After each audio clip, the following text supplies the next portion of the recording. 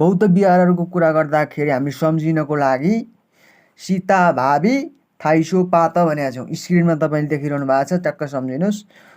म यसमा अड्किन चाहन्न। र चाहिँ अर्को के बनाएको छौँ हामीले, सुउबिनी अदर भनेका छौँ। सुक्ति पिटकमा उपदेशहरू छन्, विनय पिटकमा नियमहरू छन् होइन, अभिधम्म पिटकमा दर्शनहरू छन् भनेका छौँ।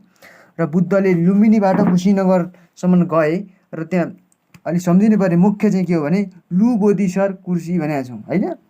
के छ त, लुम्बिनी, बोधगया, सारनाथ, कुशीनगरको कुरा ल्याएको छौँ। र अनि तपाईँले सम्झिनुपर्ने कुरा के हुन्छ भने अब रङहरूको कुरा गर्दाखेरि त अब अलिकति चाहिँ कलेजी भनेको बुद्धको अन्तस्करण हो होइन, र पहेँलो भनेको चाहिँ बुद्धको अस्तु धातु हो भनेर सम्झिनुहोस्। र चारवटा आर्य सत्यहरू के छ त भन्दाखेरि दुःखा न्यु भनेका छन्, दुःख छन् होइन, कारण छन्, निवारण गर्न सकिन्छ, उपायहरू छन् भन्ने हो।